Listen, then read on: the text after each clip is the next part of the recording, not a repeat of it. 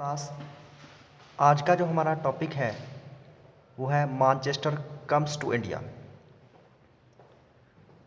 इस टॉपिक में हम देखेंगे कि जो मैनचेस्टर लंदन में जो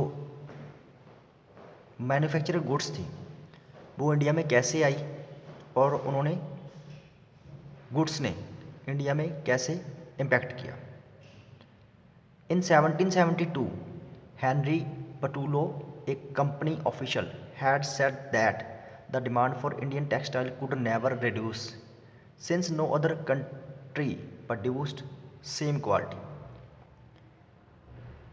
एक कंपनी का ऑफिसर था जो हेनरी पटूलो था, उसने कहा था कि जब तक कोई नई कंट्री इंडिया के जैसा सेम क्वालिटी का कॉटन नहीं प्रोड्यूस करेगी तब तक इंडिया का जो टेक्सटाइल है वो ख़त्म नहीं होएगा, वो कम नहीं होएगा। फिर भी yet the demand had decreased, फिर भी ये डिमांड थी वो कम हो गई थी। In 1811 and 12 cotton goods export from whole supply was 33%। फिर भी क्या हुआ, जो 1811-12 में जो कॉटन का एक्सपोर्ट होता था वो 33% था। उसके बाद ये रिड्यूस होकर ओनली 3% रह गया इन 1850 एंड 1851। तो इससे हम देखते हैं कि जो कॉटन का एक्सपोर्ट्स था वो कम हो चुका है इन कुछ सालों में। इसके रीज़न क्या है, इस एक्सपोर्ट के कम होने के रीज़न क्या है हम देखेंगे। As cotton industries develop in England, जब इंग्लैंड में जो कॉटन इंडस्ट्रीज थी वो डेवलप हुई, industrial groups began worrying about imports from other countries. तो वहाँ के जो इंडस्ट्रियलिस्ट थे वो इस चीज़ से वरी करने लगे कि अगर बाहर, उनके मन में इस चीज़ का वरी था कि जो दूसरी कंट्री से इंपोर्ट आएगा, दूसरी कंट्री से जो अगर मटेरियल आएगा तो हमारा जो प्रोड्यूस है या हमारे प्रोडक्ट हैं वो कैसे सेल होंगे। तो उन्होंने इसका क्या सोल्यूशन किया, industrial groups pressurised government and British East India Company to impose duty on import and sale British products in India respectively. तो इन जो मर्चेंट्स ने क्या किया, वहाँ की जो गवर्नमेंट थी ब्रिटेन में उसको प्रेशराइज किया कि आप जो बाहर से इंपोर्ट आता है या दूसरी कंट्री से जो इंपोर्ट आता है उसको बैन कर दो या उसको उस पर टैक्स लगाना स्टार्ट कर दो। इसी तरह जो ब्रिटिश ईस्ट इंडिया कंपनी जो इंडिया में थी उनको ये कहा गया कि आप जो ब्रिटिश मैन्युफैक्चर्ड गुड्स है वो इंडिया में सेल करो। British cotton goods exports increased in the early 19th century. इस तरह जो अर्ली 19th सेंचुरी में जो ब्रिटिश गुड्स का जो एक्सपोर्ट था वो बहुत बढ़ गया था। There had been no import of cotton goods in 18th century but it had increased 31% in 1850 and 50% in 1870s। अब यहाँ पे हम इंडिया की बात कर रहे हैं। इंडिया में क्या था, जो मैन्युफैक्चर्ड गुड्स थी उसका इंपोर्ट बहुत ही कम होता था या ना के बराबर होता था, बट बाद में ये इंपोर्ट बहुत ज़्यादा बढ़ने लग गया। ये 31% इंक्रीज हो गया इन 1850s और ये इससे भी ज़्यादा बढ़कर 1870s में ये 50% हो गया था। Therefore Indian weavers export market collapsed।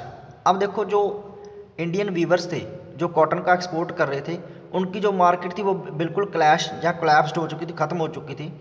And local market full with Manchester imports.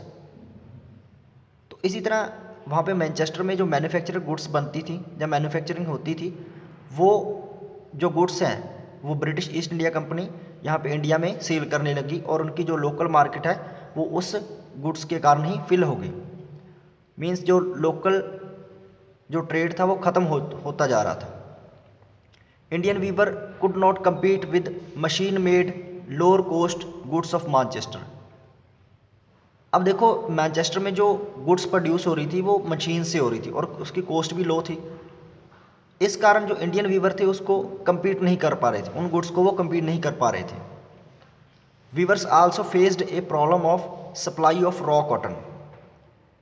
In problems के अलावा जो इंडियन वीवर्स थे उनको एक और प्रॉब्लम फेस करनी पड़ी, वो प्रॉब्लम थी रॉ कॉटन की सप्लाई की प्रॉब्लम। ये क्यों हुआ? When American civil war broke out, America में सिविल वॉर जब स्टार्ट हुआ, the supply of raw cotton from America closed. पहले जो ब्रिटेन था वो अमेरिका से रॉ कॉटन लेता था, बट जब अमेरिका में सिविल वॉर स्टार्ट हो गया तो उसकी जो सप्लाई है वो बंद हो गई वहाँ से, तो ब्रिटेन ने इंडिया की तरफ टर्न किया रॉ मटेरियल जो रॉ कॉटन है उसकी सप्लाई के लिए। As raw cotton export increased in India, the price of raw cotton also increased. अब देखो ब्रिटेन इंडिया की तरफ टर्न हो गया, उसने यहाँ से रॉ कॉटन को लेना स्टार्ट कर दिया। रॉ कॉटन का जो एक्सपोर्ट बढ़ गया उसके कारण इंडिया में जो रॉ कॉटन है उसकी जो शॉर्टेज होगी उसके कारण उसके प्राइस बहुत ज़्यादा इंक्रीज हो गए। Weavers had to buy raw cotton at increase rates. अब देखो वीवर्स को क्या हुआ, उनको जो रॉ कॉटन है बहुत ही ज़्यादा रेटों पर वो खरीदना उनको पड़ रहा था, क्योंकि शॉर्टेज थी, शॉर्टेज के कारण जो प्राइस थे इंक्रीज हो गए थे। In this situation weavers could not survive on weaving. इस कंडीशन में जो वीवर्स थे वो अपनी वीविंग के जो काम पर वो सर्वाइव नहीं कर पा रहे थे। They also faced a new problem of Indian machine goods. उनको इंडिया में जो मशीन्स लगना स्टार्ट हो गई थी उनके कारण जो प्रोडक्शन हो रही थी उनके कारण भी उनको एक प्रॉब्लम अब फेस करनी पड़ रही है, which had started producing in end of 19th century. ये जो इंडिया में मशीन्स लगना स्टार्ट हुई थी या इंडस्ट्रीज लगना स्टार्ट हुई थी वो 19th सेंचुरी के एंड में हुई। इसके प्रोडक्शन के कारण भी वीवर्स का जो प्रोडक्शन है वो इम्पैक्ट हुआ।